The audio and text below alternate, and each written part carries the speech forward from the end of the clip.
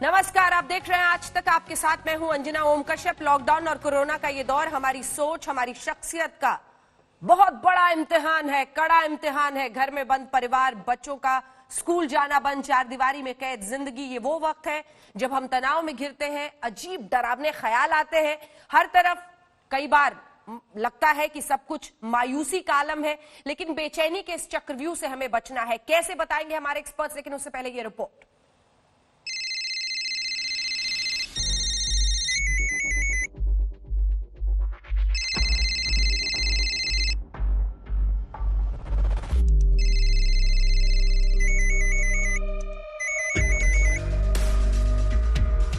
हर रोज बढ़ रहे हैं घबराहट भरे फोन कॉल्स। कोरोना के संकट में लॉकडाउन ने लोगों को घरों में बंद रहने पर मजबूर कर दिया है और अंदर ही अंदर मन में तनाव घर कर रहा है। घर की दीवारों में सिमटी जिंदगी ने लोगों के दिलो दिमाग पर बेचैनी, घबराहट, गुस्से की ऐसी परत चढ़ा दी है कि कई लोग इस मानसिक तनाव से जूझ नहीं पा रहे।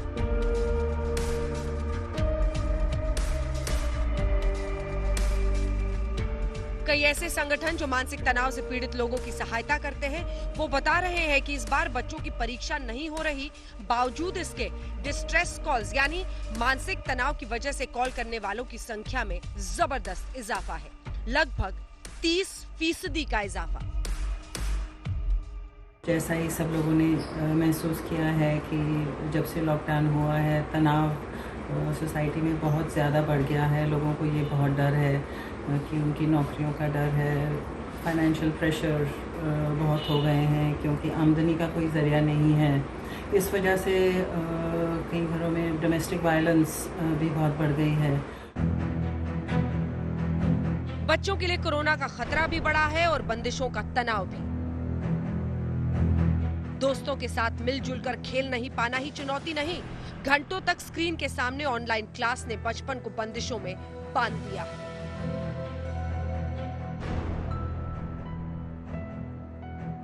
आदमी आदतन घूम फिर कर दुनिया में लोगों से मिलजुल कर जिंदगी के नए आयाम और खुशियां तलाशता है। ये सब जीवन का हिस्सा है, लेकिन लॉकडाउन ने जीवन की कई छोटी खुशियों पर भी ताला लगा दिया है।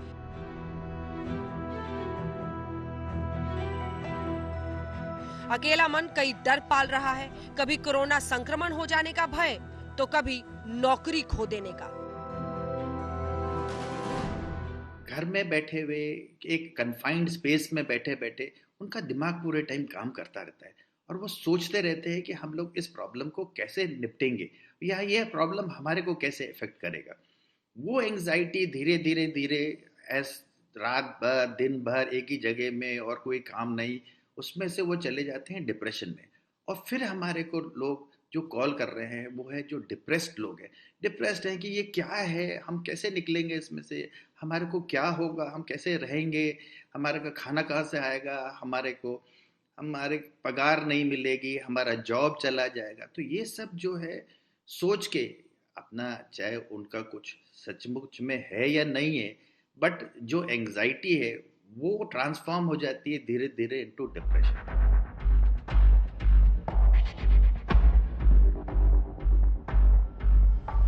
इस संकट में सबसे ज्यादा खतरा बढ़ा है घर में बंद औरतों के लिए। घर की चार दीवारी में कैद त्रासदी उन पर घरेलू हिंसा बनकर टूटी है। घरेलू हिंसा के मामलों में इजाफा हुआ है। गुस्से और शारीरिक हिंसा का चक्र ऐसे घूमा है कि अपने ही घर में डर सहम कर जी रही है औरतें।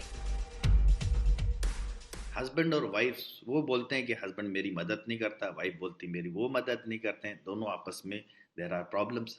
अब ये प्रॉब्लम जाके बोलें किसको, बाहर तो जा नहीं सकते हैं, कंप्लेन कर नहीं सकते हैं, तो वो हमारे को चिट्ठी लिख के भेजते हैं। जब उनके मन में लोड ज़्यादा हो जाता है तो वो हमारे को कॉल करके शेयर करते हैं। फिर हम लोग उनको समझाते हैं कि भाई ये टाइम है, थोड़ा सा टाइम है, सहो और निकलो इसके अंदर से, किसी तरह से निकलना पड़ेगा। ये परिस्थिति असामान्य है। स्वाभाविक सा दोस्तों से हाथ मिलाना, गले लगाना भी मना है। जो जीने का आधार था अब संक्रमण का खतरा बन चुका है।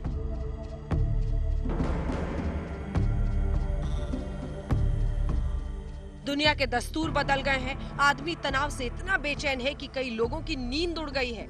वो नींद ना आना यानी इंसोम्निया के शिकार हो रहे हैं। कई लोगों को शराब के साथ भी नींद नहीं आ रही। उनको पता है कि नींद की गोली खाने से नींद आ सकती है या स्लीपिंग पिल्स लेने से नींद आ सकती है। तो कहीं प्रिस्क्रिप्शन से हाथ पांव जोड़ केमिस्ट से हाथ पांव जोड़ के ब्लैक में दवाइयाँ खरीद के वो खाने लगे, चाहे गोलियाँ हों चाहे कैप्सूल हों। और स्टेज बहुत ही जल्द ऐसी आ गई कि वो उनके अंदर लत पड़ गई ये गोलियाँ खाने की या नशा करने की। ऐसे मेरे पास मैं कहूँगा अगर पहले एक दिन में 2 केस आते थे, मेरे को लगता है कि मेरा सारा दिन ही इस तरह के केसेस को डील करने में निकल जाता है।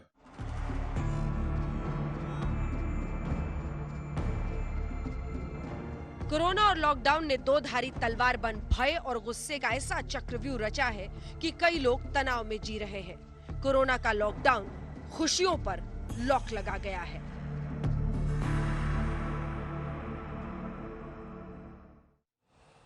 इस टेंशन से टकराना है, बाहर निकलना है। आइए इसी पर चर्चा करेंगे। Doctor Sameer Malhotra, director and head department of mental health and behavioural sciences, max super speciality Saket के हमारे साथ जुड़ चुके हैं। और डॉक्टर ज्योति कपूर जो कि साइकाइट्रिस्ट है, रिसर्चर हैं, वो हमारे साथ जुड़ गई हैं। डॉक्टर मल्होत्रा, आपके साथ शुरुआत करते हुए मुझे लगता है उपाय से शुरुआत करनी चाहिए, क्योंकि जो परेशानी है वो तो हमने अपनी इस रिपोर्ट में दिखा दी। डोमेस्टिक वायलेंस, घरेलू हिंसा से लेकर सुसाइड तक की कगार पर कई लोग पहुंच गए। गुस्सा बहुत ज्यादा है, बेचैनी है, घबराहट है। लेकिन ऐसा कुछ भी नहीं है जिसको आपके मन में आया है और अपने ही मन से आप इलाज नहीं कर सकते। डॉक्टर मल्होत्रा। बिल्कुल आपने बिल्कुल सही बात शुरू की और मैं बल्कि सराहना करूंगा इस बात का कि हम सॉल्यूशन से शुरू कर रहे हैं। प्रॉब्लम्स तो काफी हैं और कई तरह की प्रॉब्लम्स गिनाई भी आपने, पर हमें सॉल्यूशन देखना है, इसका हल क्या है। हाँ। बहुत इंपॉर्टेंट बात यहाँ पर यह है कि कोई भी सिचुएशन हो जिंदगी की, कोई भी इंसान आपको इस कदर परेशान नहीं कर सकता। असली परेशानी हमारी अपनी सोच से उत्पन्न होती है। यानी हमने उस सिचुएशन को कैसे आंकलन उसका किया, कैसे अपने मन में उस सोच को हमने बैठाया, तब उसके हिसाब से हमें इमोशंस आते हैं। यानी सिचुएशन और इमोशंस, हालात, परिस्थिति और भाव के बीच में हमारे विचारधारा है जो बहुत इंपॉर्टेंट रोल अदा करती है। जब हम ये सोचते हैं कि मैं ये भी नहीं कर सकता, मैं ये भी नहीं कर पा रहा, मेरी ये भी मदद नहीं हो रही, आगे पता नहीं क्या होगा, तो इस तरह की नकारात्मक सोच कहीं ना कहीं जड़ पकड़ने लगती है और हम खुद को असहाय महसूस करने लगते हैं। जब हम खुद को असहाय महसूस करते हैं तो हम उम्मीद करते हैं कि सामने वाला हमें समझेगा या मदद हमें सामने से मिलेगी, पर कहीं ना कहीं हम ये खो देते हैं बात कि हमारी खुद की खुशी की चाबी हमारे अपने हाथ में है और होनी चाहिए। तो अगर हम इस तरह से सोचे कि हम अभी क्या कर सकते हैं, कुछ लोग जो पहले बहुत व्यस्त रहते थे काम में, उनको अब समय मिला है अपने परिवार के साथ जुड़ने का और अपनी मैं को इस समय दरकिनार करके ये देखें कि हम बनकर हम घर को सुचारू रूप से कैसे चला सकते हैं। जैसे एक डॉक्टर साहब ने भी बात की एक्सप्रेस्ड इमोशंस की। एक्सप्रेस्ड इमोशंस होते हैं जब परिवार के अलग अलग सदस्य हैं, घर के नीचे एक घर में रह रहे हैं और उसमें आपके स्वभाव अलग अलग हैं, तकरार है स्वभाव की कहीं ना कहीं, तो टोका टाकी हो जाती है। कुछ इमोशंस इस तरह से हम लोग एक्सप्रेस कर देते हैं जो दूसरे को भाव हमारे अच्छे नहीं लगते, कहा सुनी हो जाती है। उसका प्रयास करें कि कम से कम नेगेटिव आप टोकें एक दूसरे को और कोशिश करें कि दूसरे की मैं कैसे मदद कर सकता हूं, क्योंकि परिवार तो मेरा है। अगर मैं मदद करता हूं अपनी परिवार की तो मैं अपना काम कर रहा हूं, दूसरे के लिए नहीं कर रहा। इसी प्रकार से यदि महिला खाना बना रही है, ये ना सोचे कि मुझे कन के लिए करना पड़ रहा है, वही सोचे मैं अपने परिवार के लिए कर रही हूँ। यदि पतिदेव मदद कर रहे हैं बर्तन धोने में या कुछ सफाई करने में, तो ये सोचें कि मैं कहीं ना कहीं प्रयास कर रहा हूँ अपने परिवार को सुचारू रूप से चलाने का। तो एक डिवीजन ऑफ लेबर घर के अंदर होनी चाहिए जो बहुत जरूरी है। दोनों को, हस्बैंड वाइफ को थोड़ा सा संयम बरतना है। घर में एल्डरली लोग भी हैं, कई बार वो भी कहा सुनी उनसे भी हो जाती होगी। तो बहुत प्रयास करें कि बड़ों का डिस्काउंट, रिश्तों का डिस्काउंट और अपनत्व का डिस्काउंट दे हम। और बच्चे भी थोड़ा सा अगर अपनी रिस्पॉन्सिबिलिटीज को समझने लगे घर के अंदर, क्योंकि पूरा दिन थोड़ा अनस्ट्रक्चर्ड है। पहले सुबह लोग काम पे चले जाते थे या फिर बच्चे अपना स्कूल कॉलेज जाते थे, अब घर पे हैं। तो कहीं ना कहीं अगर हम खुद के समय को सुचारू रूप से थोड़ा सा ढालने लगे, बेसिकली डॉक्टर साहब अपने व्यवहार की चाबी दूसरे के हाथ में नहीं दें कि वो अगर कुछ बिहेव कर रहा है तो आप उसकी वजह से रिएक्ट करें। डॉक्टर ज्योति कपूर, ये बातें मतलब मैं कहना चाह रही हूँ, ये बात अपने आप को जरा समझकर और सॉफ्ट करके कह रही हूँ, लेकिन अल्टीमेटली कह देना कई बार आसान हो जाता है। लेकिन जब मुश्किल स्थिति आती है, डॉक्टर ज्योति कपूर, लड़ाई हो गई, क्या करे इंसान उस स्पर्ट ऑफ द मोमेंट में, उस लम्हे में? क्योंकि मतभेद आप नहीं रोक सकते जब इतने सारे लोग घर के अंदर हैं और टकराव की स्थिति आएगी, गुस्सा आ गया, क्या करें? सबसे पहले है कि जो भी हमारे रिएक्शंस हैं वो आज के नहीं है, वो हमारी जनरल पर्सनालिटी, हमारी स्ट्रेस कोपिंग पे डिपेंड करते हैं। तो अभी तक हम स्ट्रेस को कैसे हैंडल कर रहे थे और सडनली एक ओवरवेलमिंग स्ट्रेस आया है तो हम उसे हैंडल नहीं कर पा रहे हैं। इट्स नॉट जस्ट मी, सिर्फ मैं नहीं, घर का कोई भी व्यक्ति उसे हैंडल नहीं कर पा रहा है। तो धैर्य भी प्रैक्टिस से आता है, पेशेंस भी प्रैक्टिस से आती है और हमने पेशेंस की कमी रही है। अब अगर लड़ाई हो ही जाती है तो किसी को ये चीज आइडेंटिफाई करनी पड़ेगी कि ये इस वजह से नहीं हुई कि गलती उसकी थी या गलती मेरी थी, जनरली इस वजह से हुई है कि हम सबका ही स्ट्रेस कोपिंग कम हो रखा है, हमारी स्ट्रेस को हैंडल करने की कैपेसिटी कम हो रखी है। उस समय उस सिचुएशन में अगर बात बढ़ रही है तो क्वाइट हों, अपने आप को उस सिचुएशन से दूर करें और थोड़ी देर के लिए अपने आप को इस चीज पे फोकस करने के लिए आप टारगेट करें कि पॉजिटिव क्या है लाइफ में, rather than focusing on negative. अब ये हो रहा है क्योंकि कोविड पैंडेमिक चल रहा है, क्योंकि न्यूज में इतना कुछ चल रहा है एवरी डे, हम पिछले 2 महीने से मेरे ख्याल से कोई और न्यूज देख ही नहीं पाए हैं, तो हमारा सारा का सारा फोकस जो है वो जो चीज गलत हो रही है, जो चीज हमें नुकसान पहुंचा सकती है उस पे है, इस बात पे नहीं है कि पॉजिटिव क्या हो रहा है। जैसे अभी डॉक्टर साहब ने कहा कि यू हैव टू फोकस कि अभी आपको समय मिला है तो इस समय को आप कैसे यूज कर सकते हैं। इनफैक्ट इट्स वेरी इंपॉर्टेंट कि एक रूटीन हो, सुबह उठने का, नहाने धोने का, काम करने का, पढ़ने का, खाने का, जिस तरीके से पहले रूटीन होता था वैसे रूटीन हो, ताकि सब व्यक्ति ये ना महसूस करे कि एक लक्ष्यहीन से घूम रहे हैं, पर्पसलेस से घूम रहे हैं। और उसके बाद यदि आपस में कहासुनी हो जाती है तो जिस व्यक्ति को पहले समझ आए कि हाँ कहासुनी हो गई पर रहना तो एक छत के नीचे है, वो दूसरे को माफ करे, पीछे की तरफ आए, मतलब take a few steps backwards और चीज को जो है एक न्यूट्रल पर्सपेक्टिव से देखने की कोशिश करे कि हम सभी इसी सेम परेशानी में हैं और उसे हम कैसे हैंडल करते हैं। तो गुस्सा आने पर 2 कदम पीछे ले, डॉक्टर मल्होत्रा। 2 कदम पीछे लेने का मतलब ये है कि जब आपको गुस्सा आ रहा है किसी व्यक्ति के बारे में या किसी के प्रति, तो आप उसकी नेगेटिविटी ही सोच रहे हैं उस समय, और आप कहीं ना कहीं ये भूल रहे हैं कि उस इंसान के साथ कुछ पॉजिटिविटी भी जुड़ी थी आपके पिछले लम्हों में। तो जब हम 2 स्टेप पीछे ले रहे हैं तो उन बातों को भी याद करने की कोशिश करते हैं कि उस व्यक्ति ने मेरे को कैसे पहले आराम भी तो दिया है, कुछ मेरे हेल्प भी तो की है जिंदगी में, और वो इंसान कोई भी 100% इम्परफेक्ट नहीं हो सकता, इसी प्रकार से कोई भी 100% परफेक्ट नहीं हो सकता। कहीं ना कहीं तालमेल बैठाना पड़ता है और वो तालमेल बहुत जरूरी है। जब एक आदमी, देखिए गुस्सा जो आता है ना, हमेशा एंजाइटी और हेल्पलेसनेस, फ्रस्ट्रेशन को जन्म देती है और उस फ्रस्ट्रेशन से वो गुस्से में तब्दील हो जाता है। तो हमने प्रयास करना है कि वो एंजाइटी लेवल ही इतना ना बढ़े हमारे अंदर, और उस समय यदि एक आदमी के अंदर गुस्सा है तो मतलब आग लगी है, आग लगी है तो उसको हम आग से तो नहीं बुझा सकते, वो तो पानी से ही ठंडा किया जा सकता है। तो उस समय अपने आप को उस सिचुएशन से थोड़ा सा दूर करना है और उसको रिएक्ट नहीं करना। जब हम रिएक्ट करते हैं तो it acts like fuel to fire, यानी आपने उस अग्नि के अंदर थोड़ा सा घी और डाल दिया, वो नहीं करना। और उस समय गुस्से में आपका जिस बात पे गुस्सा आ रहा है वो तो डाइल्यूट हो जाती है, वो तो ध्यान ही नहीं रहता, और आप ऐसे ऐसे कटाक्ष करते हैं, ऐसी ऐसी बात करते हैं जो पेनफुल होती है दूसरे को, जिससे दुख पहुंचता है, या हम बहुत ज्यादा सुपरलेटिव्स यूज करते हैं। तो पहली बात, एक तो रिएक्ट नहीं करना किसी भी सिचुएशन पे इमीडिएटली, बिना सोचे, लॉजिकल माइंड को यूज करना है पहले। दूसरा, किसी का भी जज नहीं बनना, और यदि कोई व्यक्ति कुछ गलत बोलता भी है आपके विषय में, किसी के विषय में, तो उसका ये मतलब नहीं कि दूसरा व्यक्ति गलत हो जाता है कहने पे, वो कोई ब्रह्म वाक्य थोड़ी ना है। तो there is a difference between what you hear, जो आप सुन रहे हैं, और व्हाट यू आर लिसनिंग, जो आप मानना चाहते हैं और जो आप फॉलो करना चाहते हैं। वो चाबी हमेशा आपके हाथ में है। और मुझे लगता है कि अगर हम अपने कार्य में एक्टिवली एंगेज रहते हैं तो हम अपनी एनर्जी को गेनफुली, पॉजिटिवली, कंस्ट्रक्टिवली चैनलाइज कर पाते हैं। जब हम खाली बैठे हैं तो हम दूसरे के काम में भी ज्यादा उंगली करते हैं, टोकाटाकी ज्यादा करते हैं, जो इरिटेशन का एक माध्यम बन सकता है। और डॉक्टर कपूर, इस टाइम को तो यूटिलाइज करना है कि आप कैसे, अगर घर में एक साथ हैं तो ये वो है शायद जो आप हमेशा सोचते थे कि परिवार के साथ ज्यादा वक्त दे पाए, परिवार के साथ ज्यादा रह पाए, तो इसको, उस बात को भूल नहीं जाना कुछ चाहिए कुछ दिनों के बाद। और इसी के साथ मैं अगले हिस्से पे भी आना चाहती हूँ कि एक तरफ गुस्सा है तो दूसरी तरफ मायूसी का भंवर भी है, और वो भावनाओं का भंवर ऐसा होता है कि कई लोग जो अकेले हैं वो अकेलेपन में इतना ज्यादा परेशान होने लगते हैं कि हमने कुछ केसेस भी हम बता रहे हैं जहां पर सुसाइड तक की नौबत आ गई है। उसको कैसे एड्रेस किया जाए? सुसाइड जो है वो एक ऐसी साइकाइट्रिक इलनेस जैसे मानी गई है जो कि प्रिवेंटेबल है, पर उसका कारण सिर्फ इस बात पर डिपेंड नहीं करता है कि कितना स्ट्रेस है, वो इस बात पर डिपेंड करता है कि व्यक्ति स्ट्रेस को कैसे कोप करता है।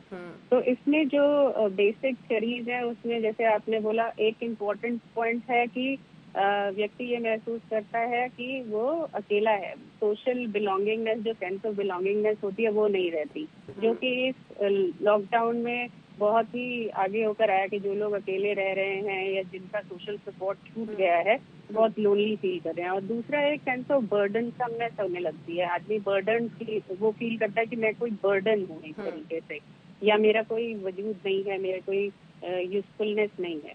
इसके साथ साथ जो लोगों में सुसाइड करने की पहले से बायोलॉजिकल वल्नरेबिलिटी एग्जिस्ट करती है, जैसे जिनको पर्सनालिटीज जिनकी डिप्रेसिव हैं, एंग्शियस हैं, या फिर जिन्होंने बहुत ज्यादा तनाव महसूस किया है लंबे समय तक, या अपने आप को पहले भी नुकसान पहुंचाने की कोशिश की है, उन लोगों में सुसाइड होने की संभावना ज्यादा होती है। बिल्कुल, लेकिन तो यही है इसमें शायद जो कहते हैं रे ऑफ होप यही है कि आपके पास मोबाइल है, फोन से आप किसी से भी बात कर सकते हैं, रीच आउट कीजिए, पॉजिटिविटी अपने अंदर रखिए। इतने सारे दोस्त हैं, आपकी जिंदगी का हिस्सा है, उनसे बातचीत कीजिए।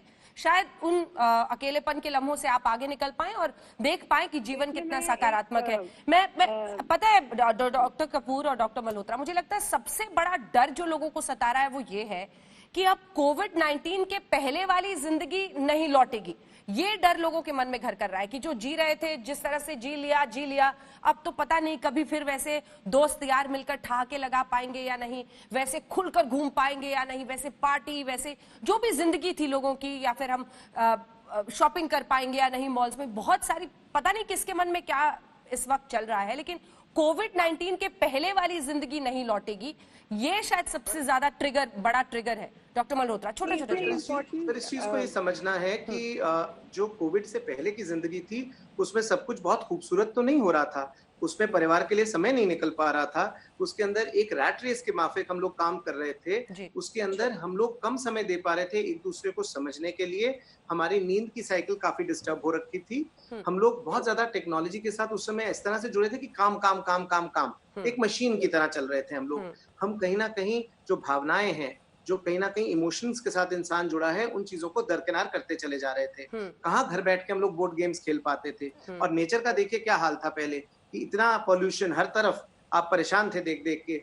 आज कई चीजें अच्छी भी हो रही हैं, ये हमारा दिमाग तय करता है कि हम किन चीजों को सिलेक्ट कर रहे हैं। अगर हम ये सिलेक्ट करते हैं कि कई चीजें हमारी जिंदगी के अंदर अच्छी भी हो रही हैं इस समय, तो फिर कुछ मन को शांति मिलती है, कुछ सांत्वना मिलती है, और कहीं ना कहीं अब एक नया जो स्टाइल आएगा लाइफ का, वो हमें सोचने पे मजबूर करेगा कि हमारी कुछ चीजें जो हमारी संस्कृति में थी, जैसे नमस्कार का एक चलन था, वो अच्छी चीजें थी, कहीं ना कहीं हम उनको खोते चले जा रहे थे। हम आगे ले जाएं, और जो भी नकारात्मकता है उसको कैसे हटाएं। और ये जो नीला पीछे हम स्टूडियो में कलर देख रहे हैं, ऐसे रंग सिर्फ स्टूडियो में या फिर आर्टिफिशियल दिखते थे, अब ऐसे नीला आसमान सबको अपने ऊपर दिखाई दे रहा है जहां पर भी वो मौजूद है, ऐसे रंग दिखते नहीं थे। जल्दी से डॉक्टर कपूर, सिर्फ 2 लाइन में, मुझे लगता है ये वो वक्त भी है जब रोल जो आइडेंटिफाई हमने समाज में हर किसी के लिए किया है, उस पर भी हम सोचें कि ऐसा नहीं है कि सिर्फ महिलाएं कुकिंग करेंगी और ये परिवार की भलाई के लिए कर रही हैं, पुरुष भी कर सकते हैं, सारे लोग, मतलब रोल्स को रीडिफाइन करने का ये एक मौका मिला है। यू आर राइट देयर, और एक नया पर्सपेक्टिव है कि पोस्ट कोविड वर्ड जो है वो शायद प्री कोविड वर्ड से बेहतर हो। ऑल्दो अभी इस लॉकडाउन के दौरान जितने भी से मैं बात कर रही हूँ, काफी लोग बोल रहे हैं कि वो एक्चुअल में ज्यादा काम कर रहे हैं। कुछ एक चीजें जो बैलेंस में लानी है, क्योंकि वो बैलेंस किसी के लिए भी बहुत जरूरी होता है एक लाइफ को अच्छी तरीके से जीने के लिए।